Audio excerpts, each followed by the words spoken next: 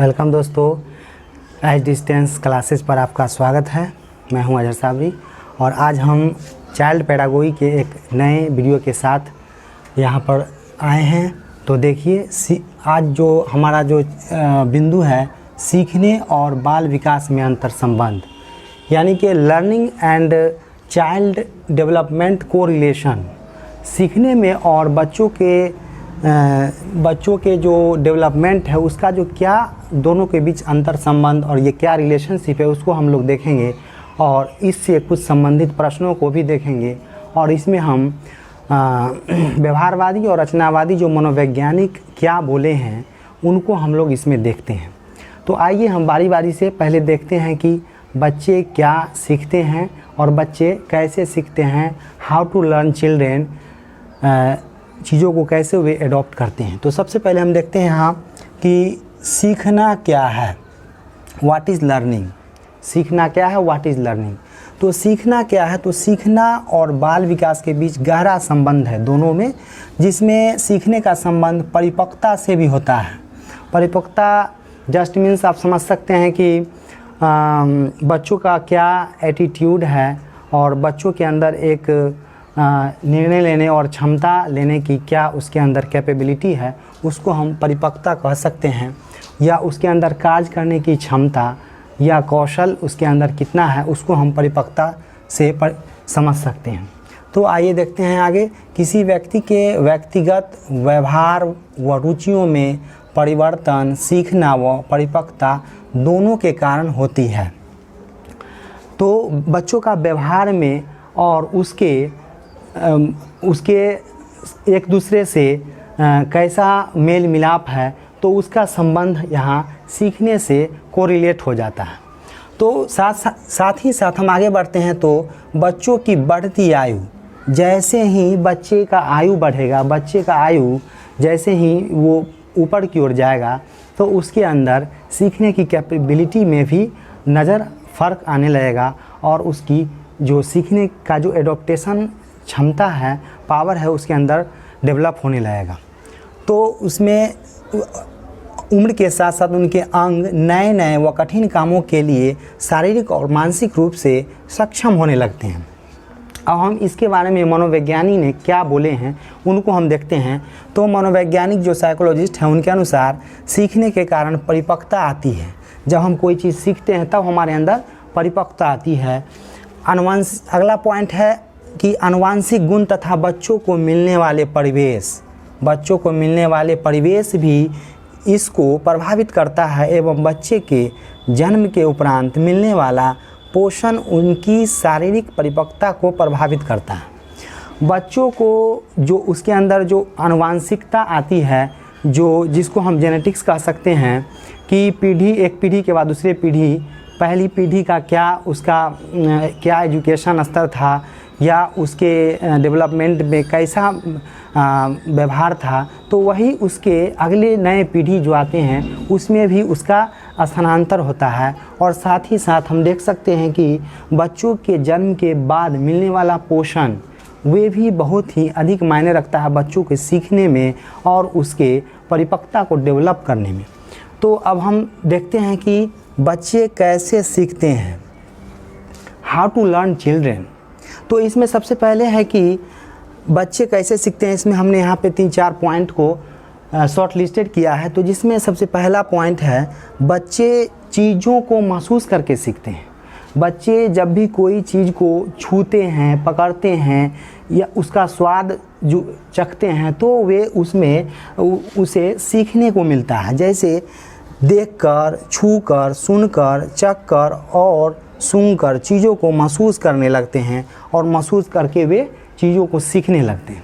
अगला हम दूसरा पॉइंट है, बच्चे अनुभव से भी सीखते हैं।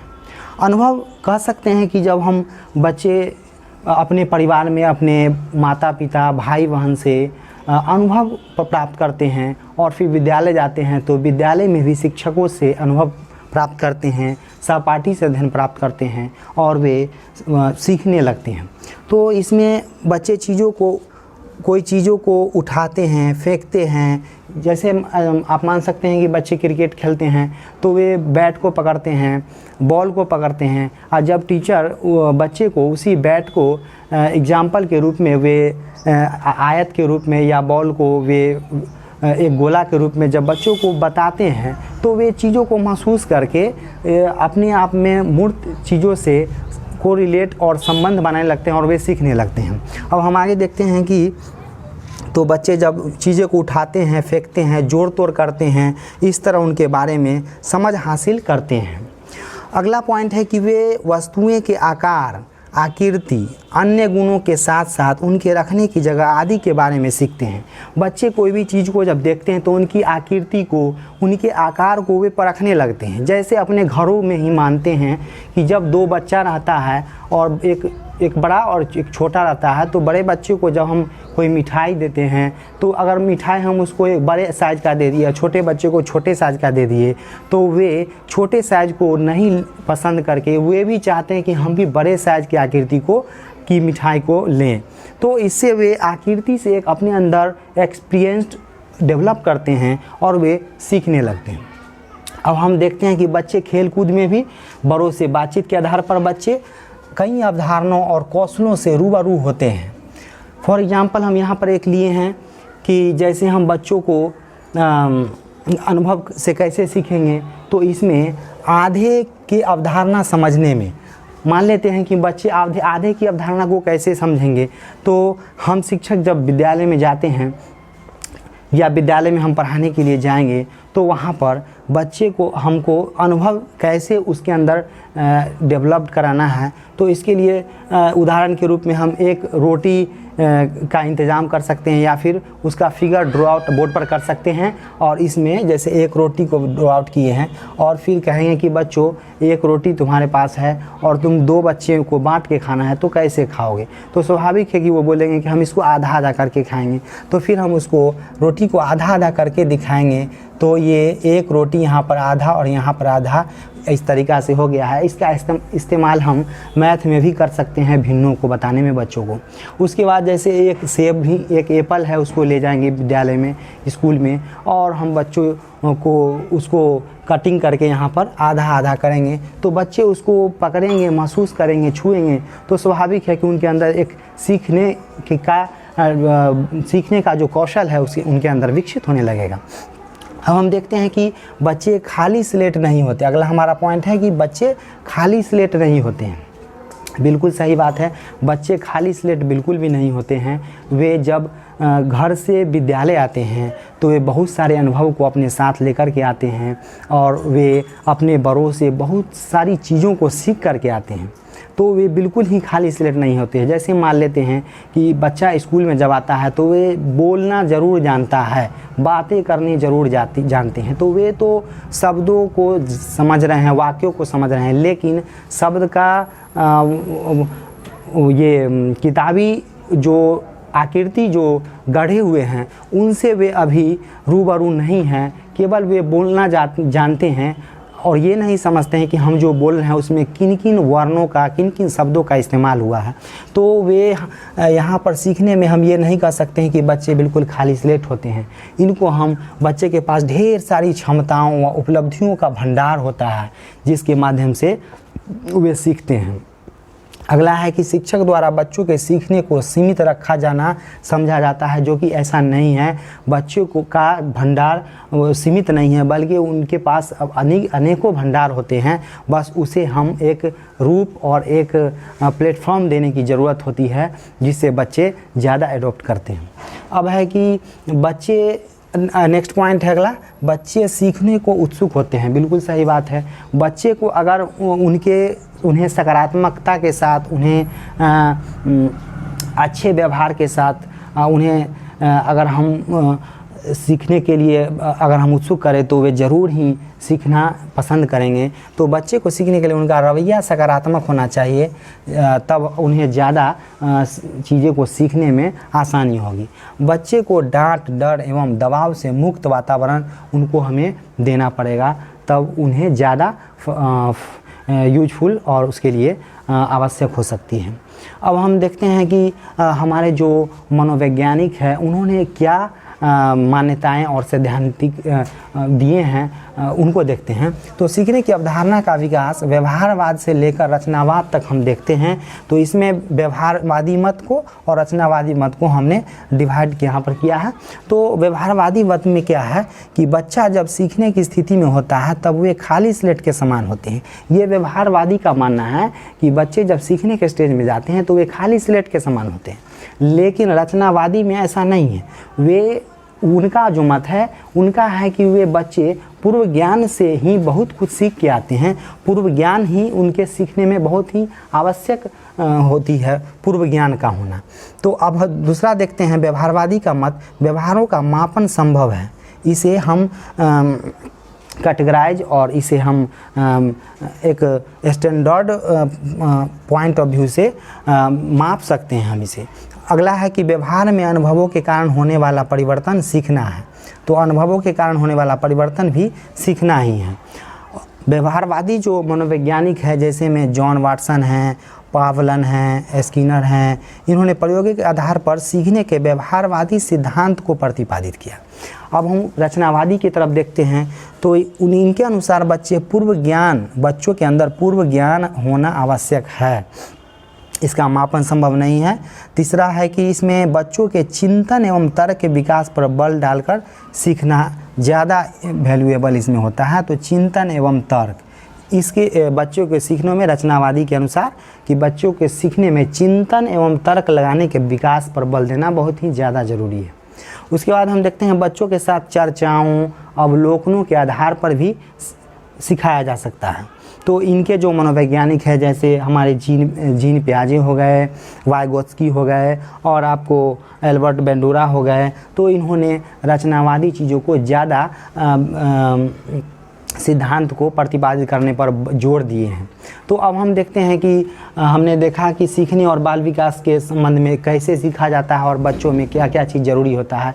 तो अब हम समझें कि हमारे जो एग्ज़ाम्स हैं, सीटेट हैं, टीईटी हैं या स्टेट लेवल पर जो टीचर से संबंधित एग्ज़ाम्स होते हैं, तो उसमें इससे संबंधित प्रश्न कैसे पूछे जाते हैं, उसको हम कैसे हल करें, इसको हम कुछ 3-4 प्रश्नों को देखते हैं। उसके बाद हम फिर अगले वीडियो की ओर हम बढ़ेंगे।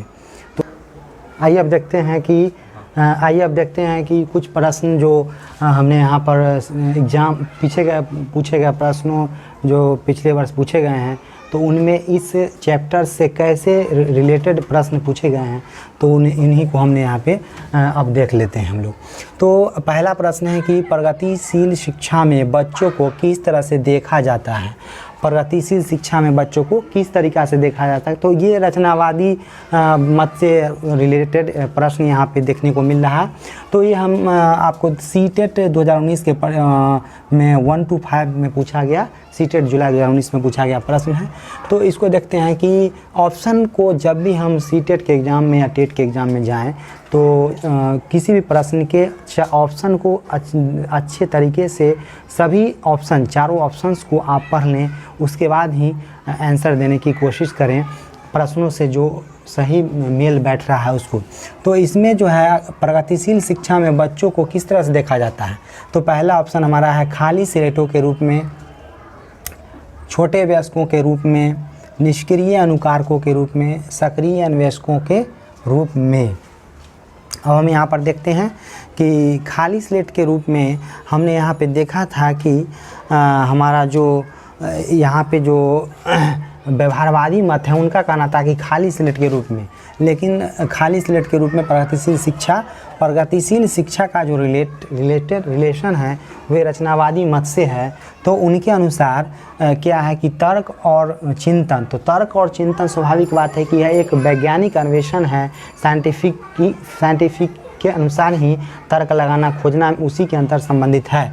तो इसी आप यहाँ पर बिल्कुल है खाली स्लेटों के रूप में, ये नहीं होगा, बिल्कुल नहीं होगा। ये छोटे वयस्कों के रूप में, तो प्रगतिशील शिक्षा केवल छोटे वयस्कों के रूप में, ये भी नहीं होगा।